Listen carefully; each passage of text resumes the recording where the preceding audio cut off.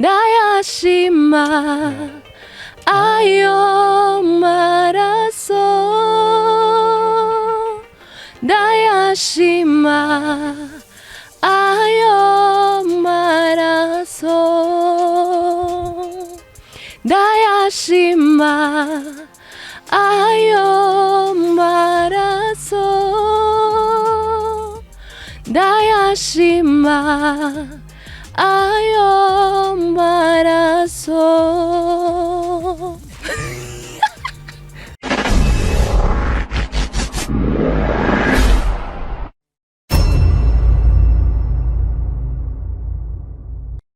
Hello my people, mumeze neza, ndizera ko mwese mumeze neza aho muri naho muherereye.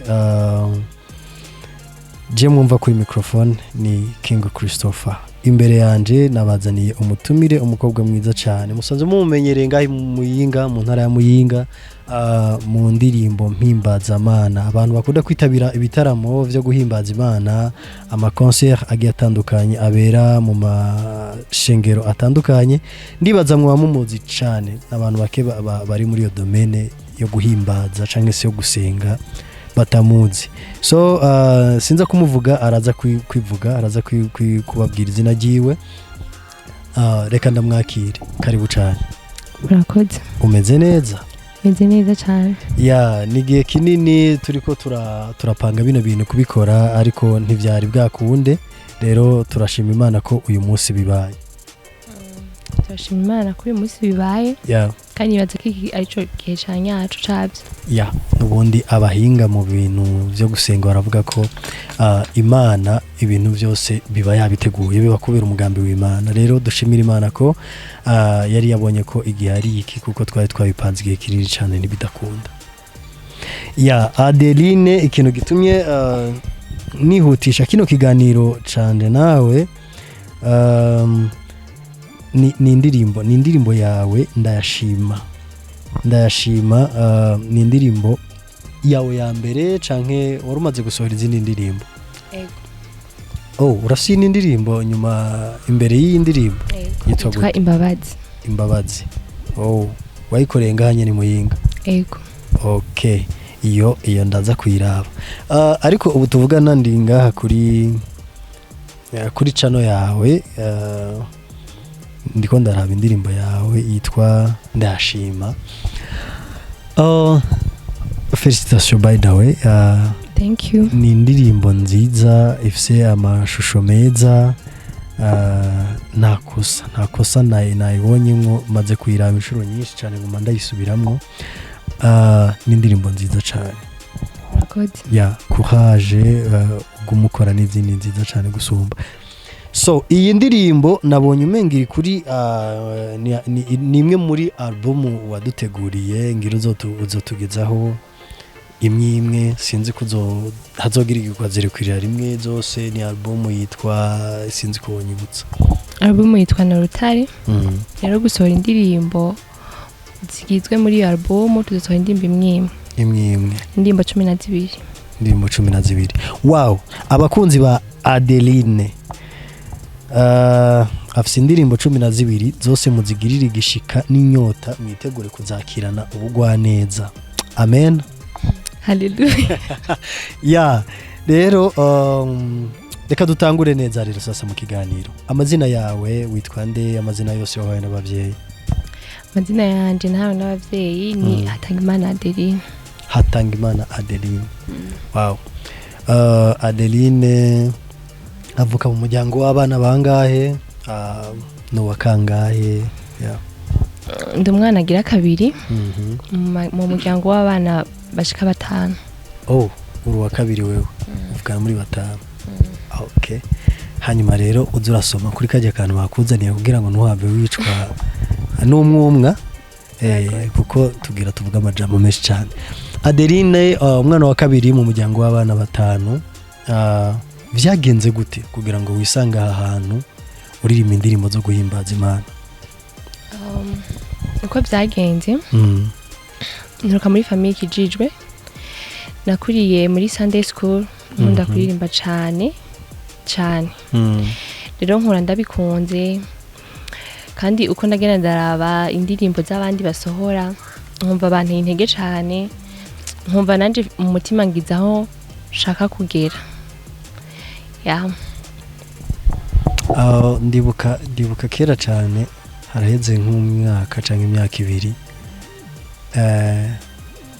igihe uvuga ko noheze amashuri uzocuririmba nari nzi ko ari inkuru cyangwa se ari inkuru twarimwo none nararyohewe cyane mbonye wabigize impamo oya ntiyari inkuru burya iyo ufise ihangiro cyangwa se iyo usanze ukunda ikintu nubwo biteba ukomeza gukora cyane kugira ngo ushike kuri ca kintu bivaye n'agaciro wabihaye. Adeline yakuriye muri Sunday School, usengera muri ishengero Eglise Pentecote. Pentecote. None iyo aba Pentecote sanzwe umenyera aba Pentecote mu kuririmba basi baba bari muri korale ugasanga ni korale kanaka yo muri Pentecote yasohoye indirimbo. Bavyakiriye gute abarongozi bawe abagenzi bawe mukorana umurimo wo guserva Imana bavyakiriye gute babonye Adeline arabivuyemo ivyo kurindira ngakorana indirimbo na korale ahubwo agiye kuririmba ku giti ciwe bavyakiriye gute? So icambere sinahevye korale no muri korale ndaririmba ariko kuririmba ku giti canje nibaza yuko atawe vyaguye nabi kubera ko abo tuganira canke se abo tubonana kenshi banyira ko banshigikiye n'ivyaba vy'ukuri ari ukuri atari uburyarya. Adeline aho hariho instrument nimwe yoba azi kuvuza mu buzima bwiwe bwa misi yose kuko watubwiye ko wakuriye muri Sunday School uko biri kose hari ikintu cyakumutije sana kumva ko wokunda kuririmba. Numvise ngo nta muririmbyi aba atazi gucuranga ikintu wapfa umuvuza n'akagoma bimeze gute ku rugo ruhande? So Adeline mubona azi kuvuza piano akayifatanya no kuririmba. Ni piano yonyine uzi kuvuza? Ego. Adeline reka tugarukire kuri iyi ndirimbo ndayashima. Iyi ndirimbo yakorewe hehe? Iyi ndirimbo audio video byose byakorewe muri Sky Media. Wow. Nigeze kuraba mbona muri video director Amigo.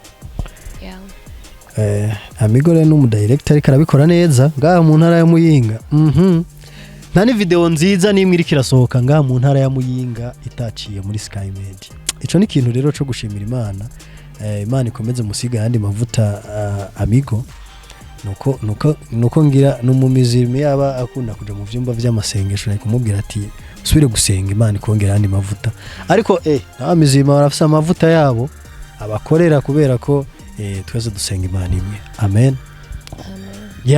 Rero Amigo ariko arabikora neza kandi abandanyirize muri iyo nzira ni neza cyane.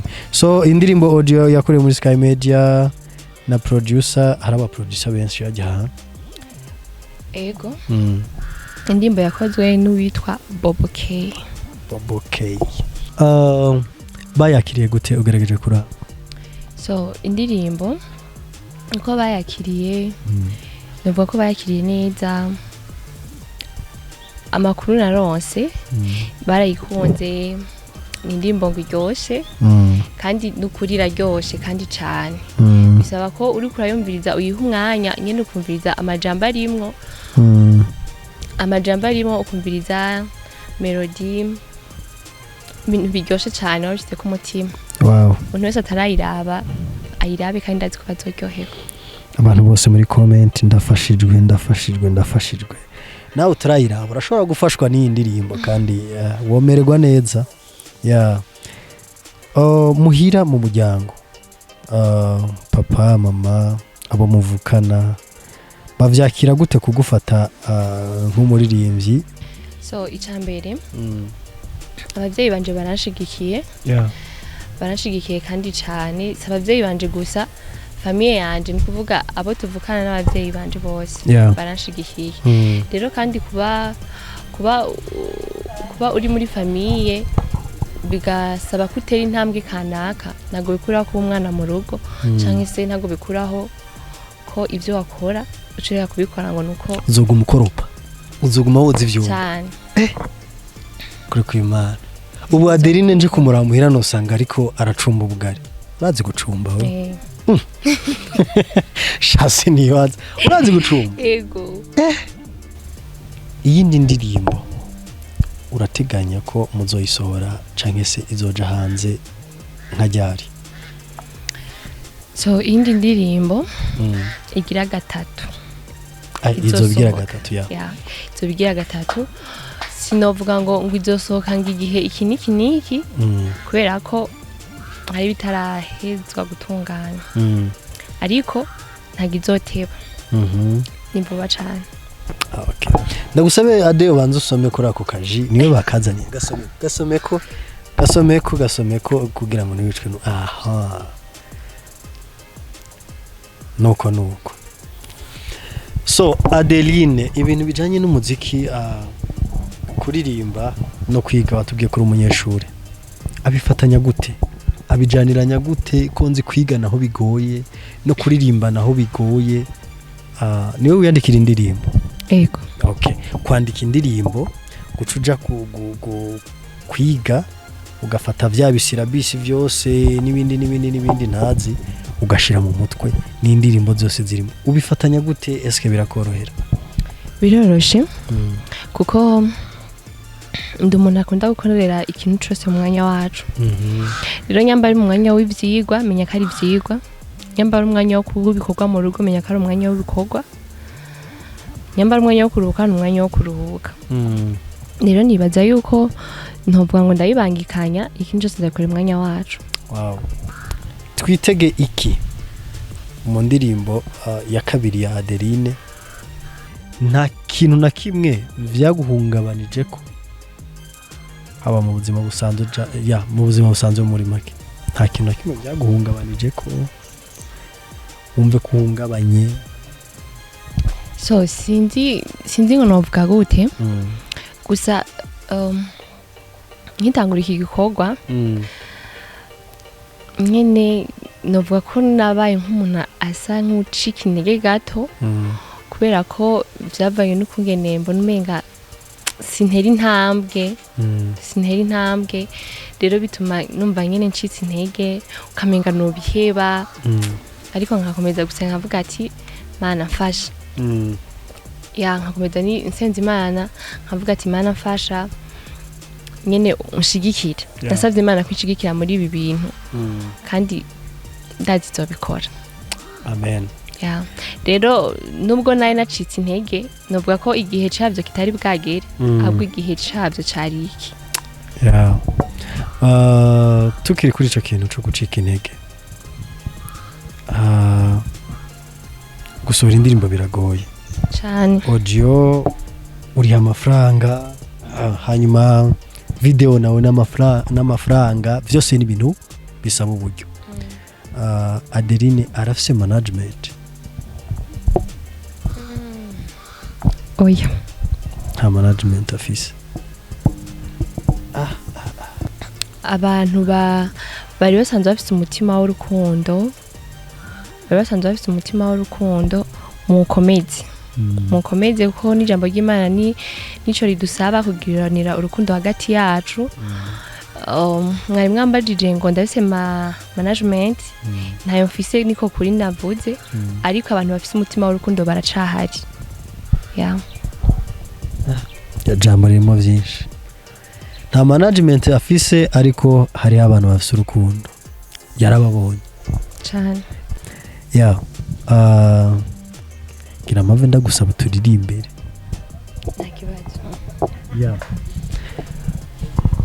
Adeline ariteguye kuturirimbira cyane okay sinzi ariko turirimbira indirimbo ijya ya mbere wambwiye yitwa gute imbabazi naturirimbira gatoya hanyuma uco turirimbira no kuri indirimbo ndayashima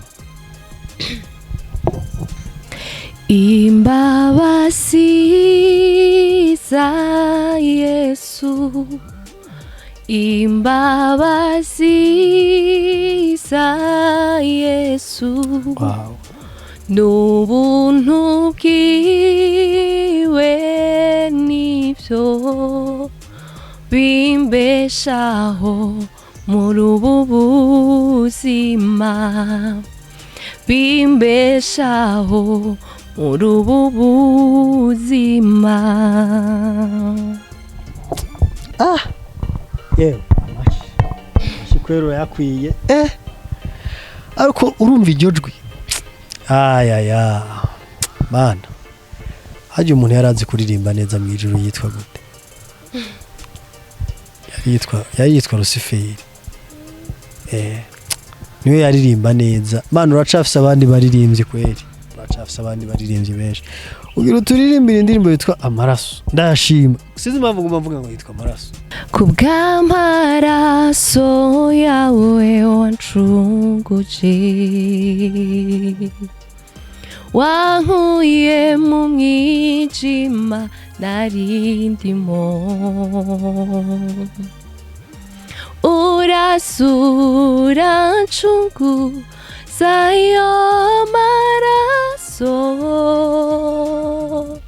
zokwama ndayashima, ndayashima ayo maraso, ndayashima ayo maraso, ndayashima ayo maraso, ndayashima ayo maraso. Kubw'ayo maraso ndumutsinzi, kubw'ayo maraso ndidegembya, kubw'ayo maraso narahariwe, kubw'ayo maraso mfise kunesha, ndayashima ayo maraso, ndayashima ayo maraso, ndayashima ayo maraso, ndayashima ayo maraso.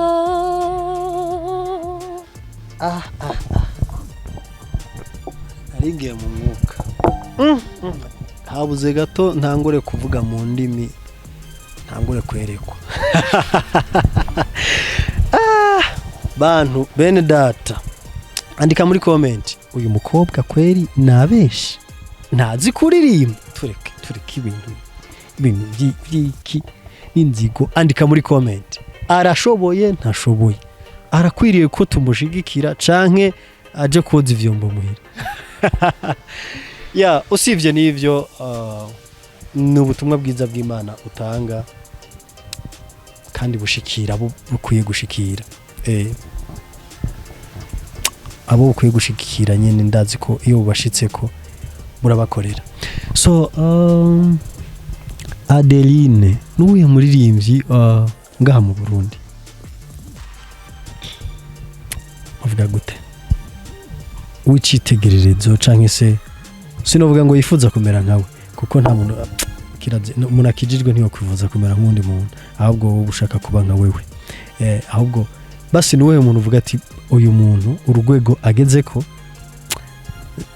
ni gwiza, no mwigira ko utuna turiya kugira ngo nanje shike ahanje nifuza gushika. Pastor Lopez.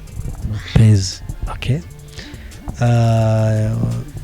Mu Rwanda, igihugu kibanye cy'u Rwanda, bakunda kuvuga ko twebwe n'abanyarwanda turi impanga. Nuye muririmbyi mu Rwanda wicitegererezo wo kwigira ko utuntu utunaturiye Dorcas na Vestine Dorcas na Vestine ariko uraririmba ariko numvisemo n'ijwi ryabo navuga yarabamize byagenze gute urabumviriza cyane gose kabisa bajya abantu nabo barakora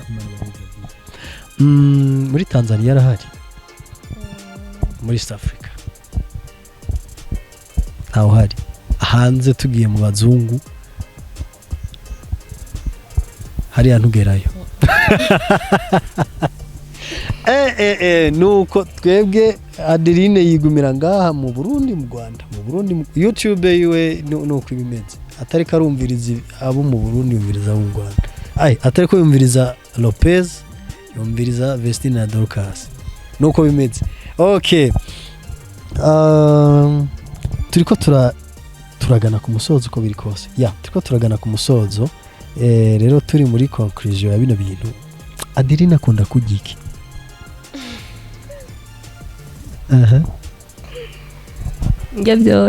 ujya byose amateke imyumbati imyungu ibishayote urabizi umwana kazi ibintu byinshi n'ipiripiri urarijya naravuze ngo ujya byose ipiripiri bararijya baragisiga byo kurya piripiri sinarisizemo ariko ntibagisiga naryo bararijya ego inge zose barya ndaziga ariko ipiripiri sindarirya kuko sigiza ku baririmbyi maranumva ngo rituma ngo umuntu aririmbye ngacarira cyo wasamura ngo duseru tukaba twinshi sinzi ariko birononije kari ryo ryononye igi wanje naye nzora wanda riheba nkoresha amatravaye vuga yego nzofashanya amen okay okay turiko turagana kandi ku musozo wa kino kiganiro dushimire cyane abantu bose mwadukurikiranye kuri iyi channel ya Sky Media Burundi. Adeline, ni kihe kintu wabwira abakunzi bawe ubu nyene bariko baragukurikirana kuri Sky Media Burundi bariko bararaba kino kiganiro? So icambere ndabakunda cyane ukigira kabiri mukomeze kwitega ibintu byiza kandi bigoshe nukuri indimbo zisigaye ziraryoshe cyane cyane cyane kandi ziraruhura kandi ayivuga uko ziraruhura. Rero nibaza ko muzoryoherwa cyane birushirije ko mwaryohewe mu ndirimbo ya mbere. Mu ndirimbo ndayashima imbabazi yose. Rero mudushigikire kuba bishoboka, mudushigikire kuko umuntu agirwa n'uwundi.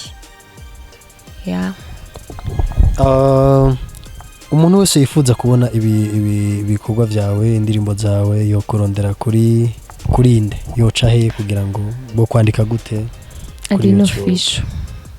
Adeline Official. Adeline Official. Okay. Wanditse Adeline Official ucubona ibikorwa vya Adeline. Ego. Wow. Ngese musimbire ko mubirabe basha. Jewe niyo ndi nguma ndabo ngene ibintu biriko biragenda. Adeline Official. Mana iguhezagire wakoze kwemera kuza. Mana yakoze kukurindira muri iryo barabara.